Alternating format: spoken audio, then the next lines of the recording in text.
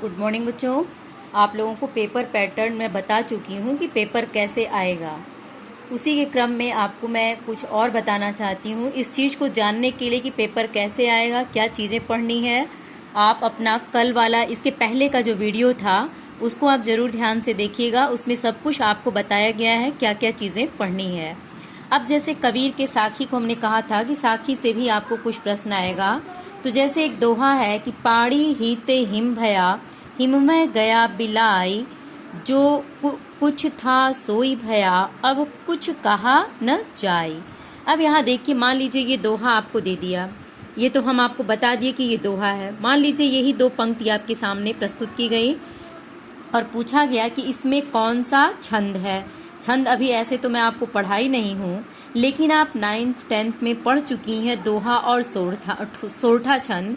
तो कैसे हम पहचानते हैं दोहा की क्या परिभाषा होती है। इसमें 4 चरण होते हैं। प्रथम और तृतीय चरण में 13 मात्राएं, द्वितीय और चतुर्थ चरण में 11 मात्राएं होती हैं और इसी को आप उलट देंगे तो आपका सोरठा हो जाएगा। उसमें प्रथम और तृतीय में 11 मात्राएं, द्वितीय और चतुर्थ में 13 मात्राएं होती हैं। ये आपका सोरठा छंद हो जाएगा।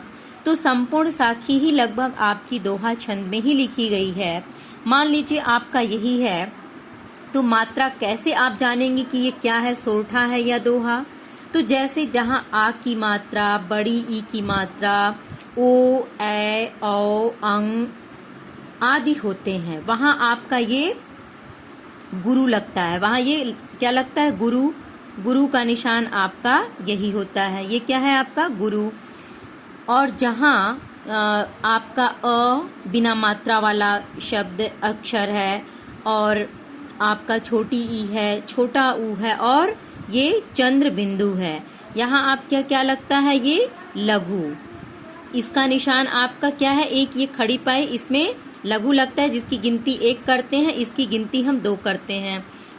अब मान लीजिए आपके सामने ये कविता दी गई है और पूछा गया कि इसमें कौन सा छंद है। तो मात्रा की गणना करेंगे। सबसे पहले तो परिभाषा हम जान लेंगे दोहा और सोरठा की क्या होती है। चौपाई भी आप पढ़ चुकी हैं।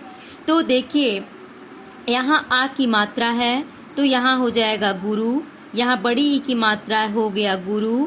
ह पे बड़ी ई की मात्रा हो गया गुरु। त पे ए की मात्रा है गुरु। अब यहाँ छोटी ई की मात्रा है तो यहाँ लघु होगा। म पे कोई मात्रा नहीं है तो लघु होगा।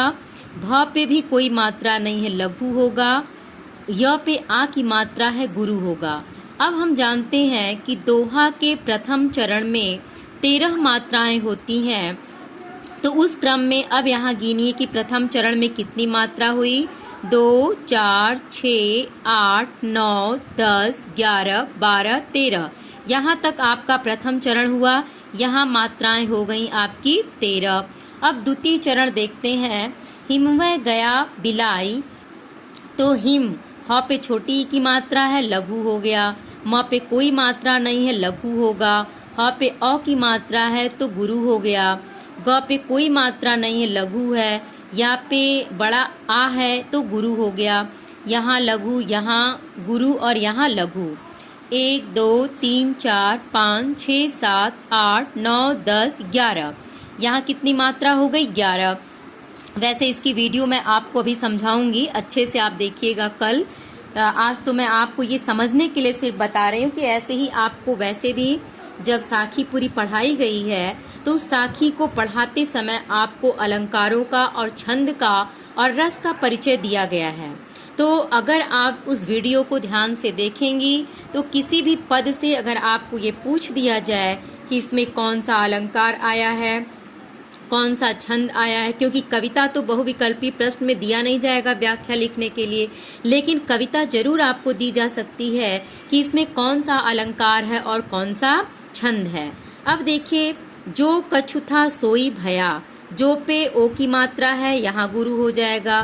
क पे छोटा ऊ है, लघु हो जाएगा। छ पे कुछ नहीं है तो ये भी लघु हुआ। थ पे आ की मात्रा है, गुरु होगा। स पे ओ की मात्रा है, यहाँ भी बड़ी ई है, यहाँ पे आपका लघु, यहाँ पे गुरु। अब गिनिए 2, 3, 4, 5, 6, 7, 8, 9, 10, 11, 12, 13। यहाँ आपका तृतीय चरण यहाँ खत्म होता है। यहाँ तक आपकी मात्रा हो गई 13। अब देखिए, अब यहाँ अ बिना मात्रा का है, ये बिना मात्रा का है, इस पे छोटा ऊ है, यहाँ भी कोई मात्रा नहीं, यहाँ भी कोई मात्रा नहीं, यहाँ पे गुरु होगा, यहाँ पे गुरु लघु होगा, यहाँ गुरु होगा और यहाँ लघु होगा। अब गिनिए मात्रा 1 2 3 4 5 6 7 8 9 10 11। यहाँ आपकी मात्राएं कितनी हो गई? 11। तो अब आपको स्पष्ट हो गया होगा कि ये क्या है आपका, ये आपका है दोहा छंद। अब इसकी परिभाषा तो आपको स्पष्ट हो गई कि इसमें 4 चरण होते हैं, 1 2 3 4। ये 4 चरण हो गए। परिभाषा के तहत क्या लिखेंगे कि दोहा छंद में 4 चरण होते हैं, जिसमें प्रथम और तृतीय चरण, तृतीय ये है प्रथम और तृतीय चरण ये हो गया। इसमें मात्राएं कितनी आ गई? 13। द्वितीय और चतुर्थ चरण में मात्राएं कितनी हो गई? 11 और 11। तो ये आपका क्या हो गया? दोहा छंद। अब ऐसे ही आपका होता है सोरठा। अब सोरठा में क्या होता है, इसी को आप उल्टा कर दीजिए। अब जैसे यहाँ 13 मात्रा आया, तो यहाँ आपका पहले चरण में क्या हो जाएगा? सोरठा में प्रथम व तृतीय में मात्राएं 11 11 और आपका द्वितीय व चतुर्थ में मात्राएं कितनी होंगी? 13 13 मात्राएं होती हैं। किसमें? आपके सोरठा में। तो आपका सोरठा का परिभाषा ये हो गया, दोहा का ये हो गया। अब मान लीजिए ये तो रहा छंद की बात। अगर ऐसे ही आपको ये दे दिया जाए कि इसमें कौन सा अगर ये पूछा जाए कि इसमें हिम, पाड़ी मतलब पानी, हिम का मतलब बर्फ, ठीक, आपको व्याख्या तो पूरी अच्छे से समझाई गई है। अगर ये आपसे कहा जाए, मान लीजिए यही कविता दे दी गई, यही नहीं दी जाएगी, एक उदाहरण सिर्फ मैं आपको दे के समझा रही हूँ। मान लीजिए जैसे ये लिखा है क्या? पाड़ी। तो अब इसमें ये पूछा जाएगा कि पाड़ी, इस कविता में पाड़ी शब्द किसका प्रतीक है? तो यहाँ पाड़ी मतलब पानी हो गया, तो पानी यहाँ परमात्मा का प्रतीक है। हिम यहाँ किसका प्रतीक है? हिम यहाँ बर्फ का प्रतीक है। अब जैसे यहाँ क्यों ऐसा कहा गया है? देखिए, पानी से ही बर्फ बनता है, पुनः बर्फ क्या बन जाता है? पानी। जब अधिक तापमान होता है तो यही हिम माने बर्फ किस में बदल जाता है? पानी में बदल जाता है।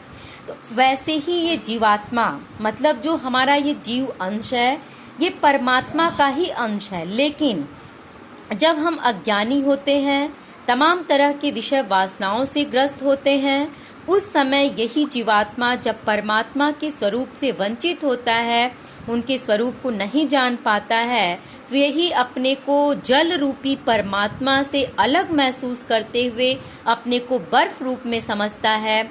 लेकिन जब इसी जीवात्मा को ब्रह्म का ज्ञान हो जाता है, वास्तविक स्वरूप से जब वो परिचित हो जाता है, तो वो जान जाता है कि हम वास्तविक रूप से ब्रह्म के ही अंश हैं।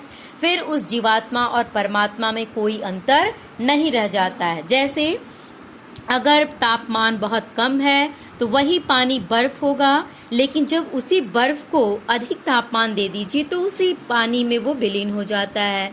तो क्या उससे उसको अलग किया जा सकता है? कदापि नहीं। तो आपको इसी तरह से समझना है।